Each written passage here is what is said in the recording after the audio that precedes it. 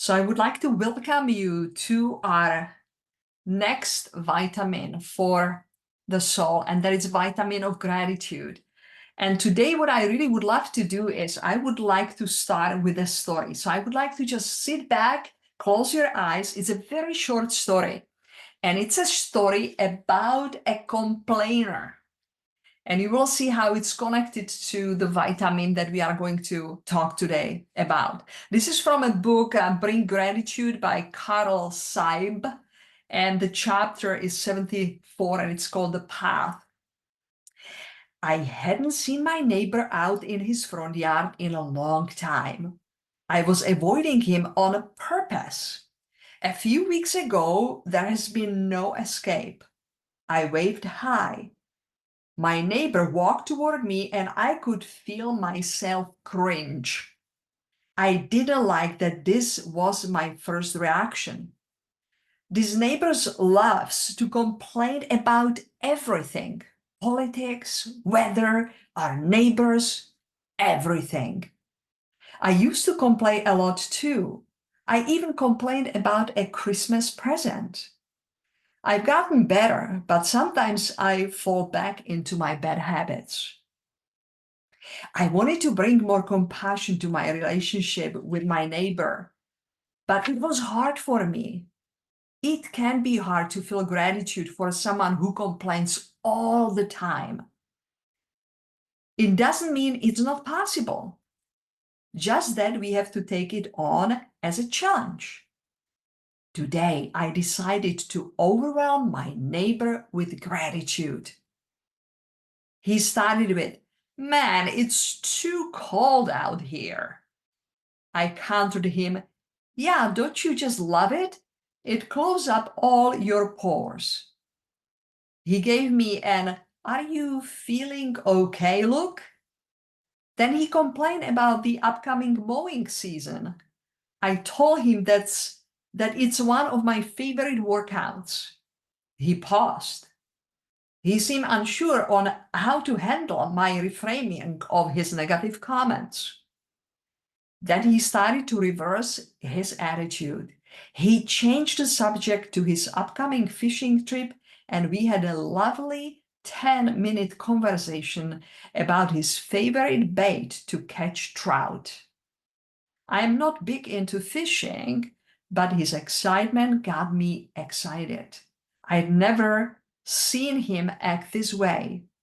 Gratitude is one interesting tool. So I'm sure that we could relate, with this story to maybe some people around us who might be a little bit, like that. And I just really love the way Carol took on this challenge to start looking into good with the comments that looked at the base as a negative ones. So here is a beautiful poem that was written by Melody Beattie. And just listen to this, that what it says about gratitude and the power of gratitude. Gratitude unlocks the fullness of life. It turns what we have into enough and more. It turns denial into acceptance, chaos to order, confusion to clarity. It can turn a meal into a feast, a house into a home, a stranger into a friend. Gratitude makes sense of our past, brings peace for today, and creates a vision for tomorrow. What a beautiful, beautiful, just kind of, introduction to what gratitude can unlock in our lives. So if we ask this question, what is gratitude? Gratitude is defined as the quality of being thankful and showing appreciation. It focuses on recognizing the good in your life. So before we go any further, I would like you to take out your pen and piece of a paper. And just for 2 minutes, we will have an exercise where you will just look at these 3 questions and just write down a little, short sentence that you can answer, these questions. So look at the questions. The question number 1 is, what is something you are looking forward to? Number 2, look around you where you are and think about what you can see and list the things you are grateful for. And then number 3 is name one person who has had a positive impact on your life. So I would like you now to please just, see if you can take your pen. I will. Well, beautiful, beautiful. Thank you so much for, the sharing that you have had. And you can see that immediately as we focus on things that show the half full of glass, through the day experiences, there is something different that resonates in our hearts. I just want you to notice that. I want to talk today a little bit also about the science, between, gratitude and actually what's happening in the brain. When a person feels the positive emotion of gratefulness, their brain structure actually changes.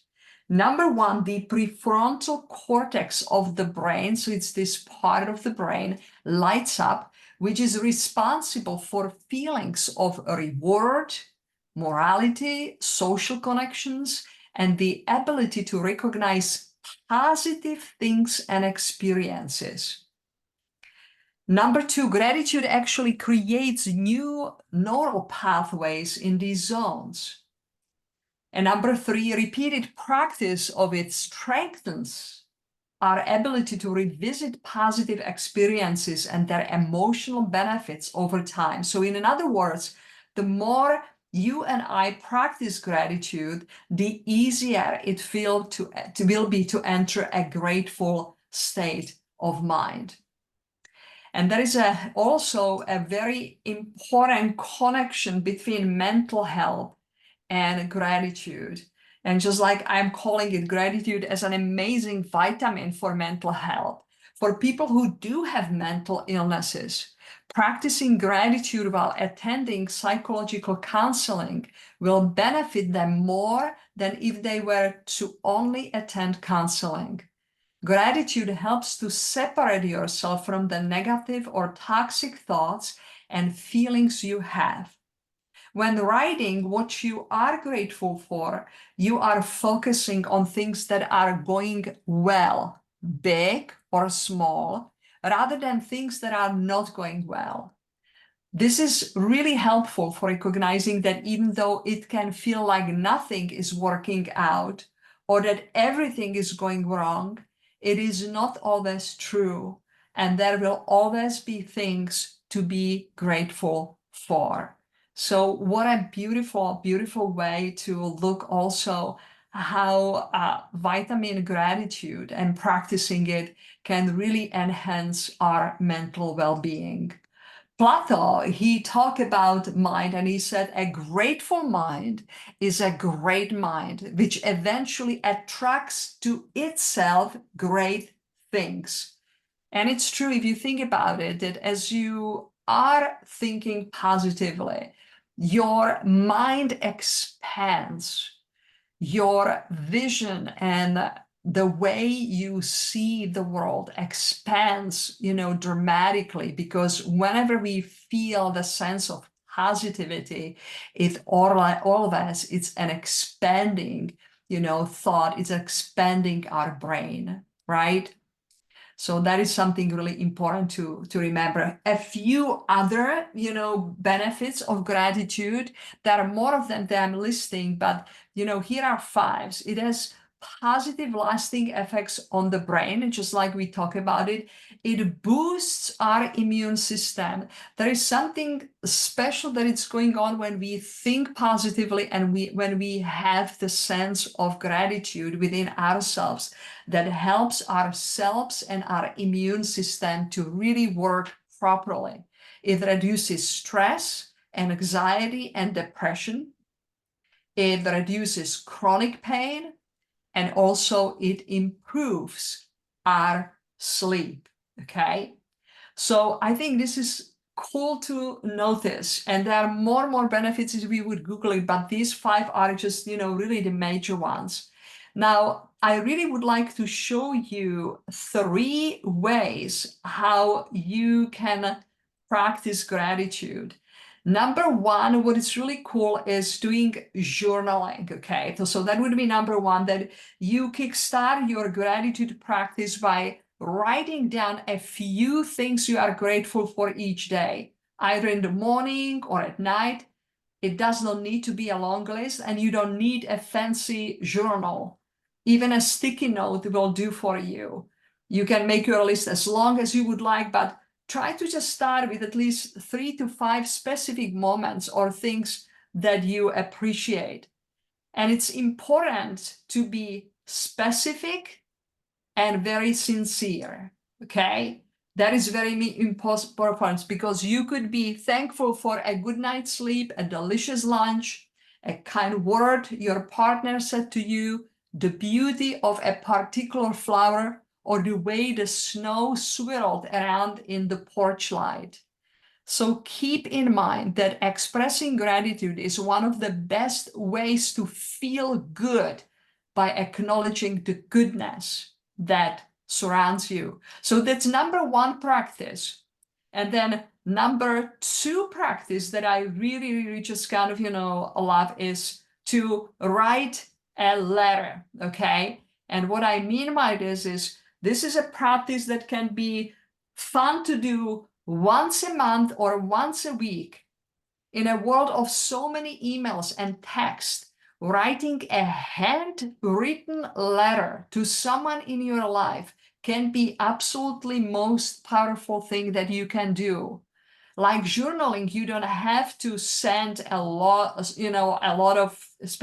time on this practice. You can just easily prepare by, stocking up on stationery. And in your letter, you just express what you really love about this person and how they impacted your life together. I think this is something that it's just kind of, really important, that it's good to be more specific, In one study, Kent State professor Steve Topfer found that writing a gratitude letter increases happiness.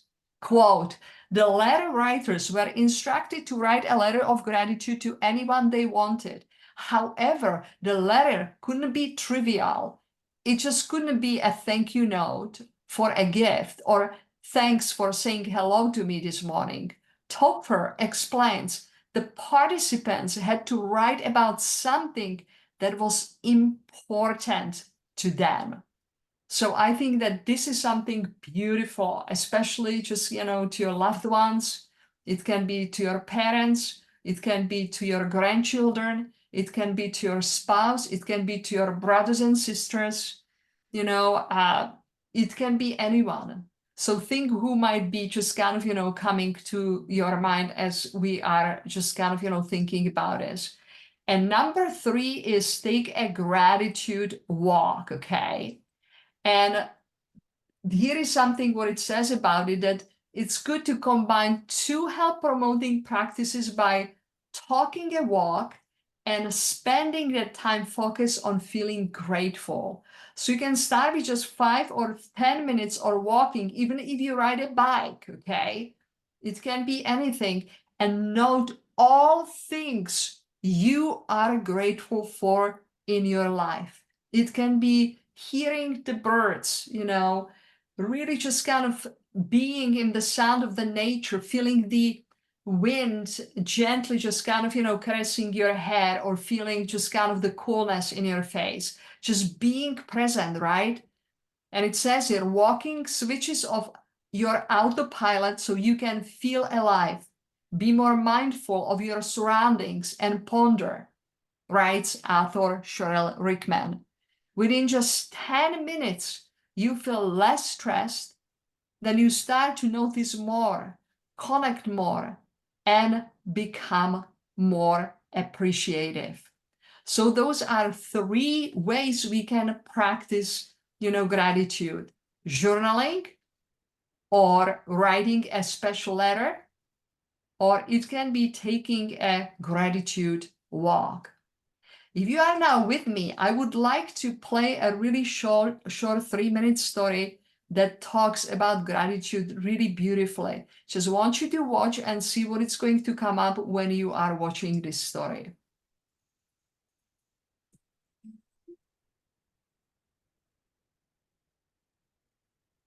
Today, boys and girls, we're going to take a few minutes and draw on the pieces of paper in front of you something or someone you are grateful for.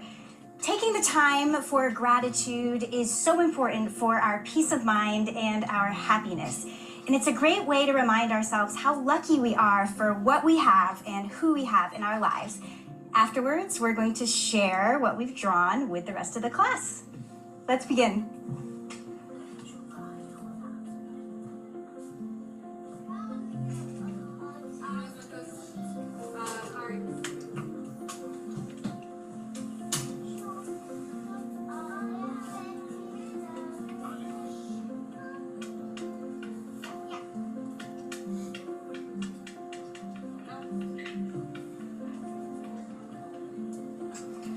Wonderful, class. Now, who would like to come up first and share what you're grateful for?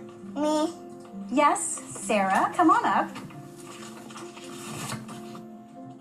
I'm thankful for trees because they give me oxygen. That's wonderful, Sarah. Thank you so much.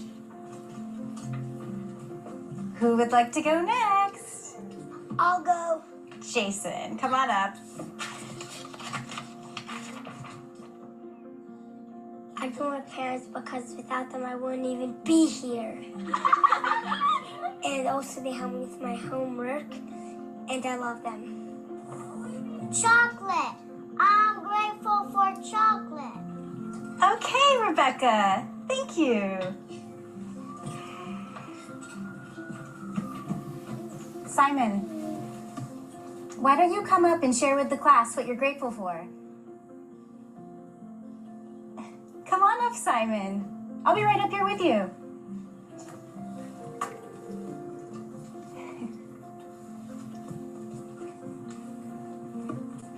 What are you grateful for, Simon?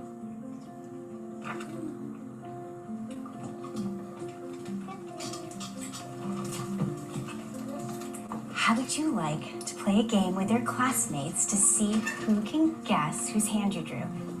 Would you like that? All right, class. Can anyone guess whose hand Simon drew? I think it's the hand of a policeman because they protect us and keep us safe. I think it's Simon's hand because he's grateful to have a hand. Is it the hand of God? It's your hand, Miss Sanders.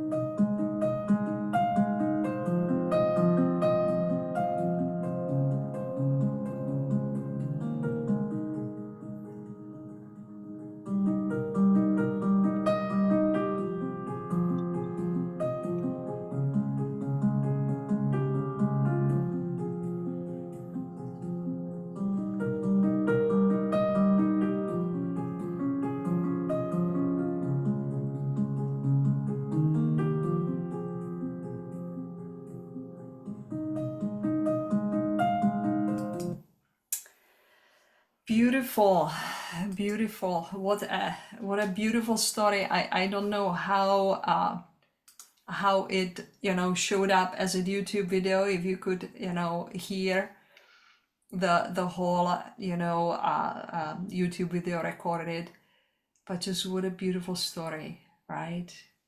Just Thank you, beautiful. Walter. Yeah, really, really beautiful.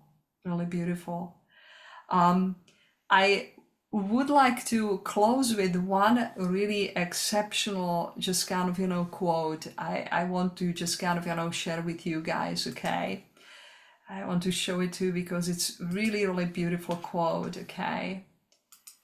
And it is from not so appreciated British and recognized British just kind of, philosopher and writer. Let me see if we have that, okay? So that was what we had, and I want to go to this beautiful, beautiful quote. So this is from Gilbert Keith Chesterton.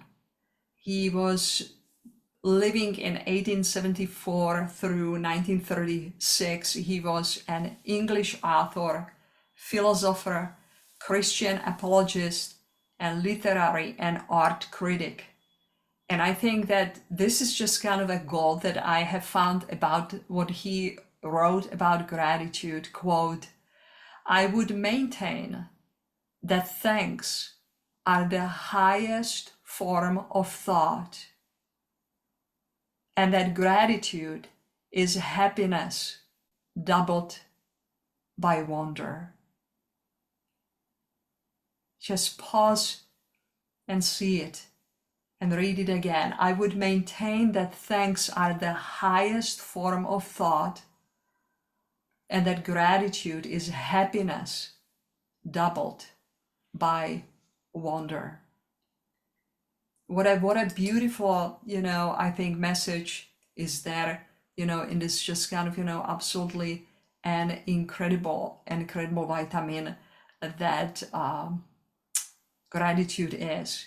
And so I would like to encourage all of us to really, practice it. Practice this daily. I will have some little PDF file that I can, attached, to the video, and you can practice it, and you will see that your life is never ever going to be the same when you start practicing the gratitude. Thank you so much for joining me today on this journey, and we will continue next time with another gratitude. With another, vitamin, and it will be vitamin love. Okay, thank you.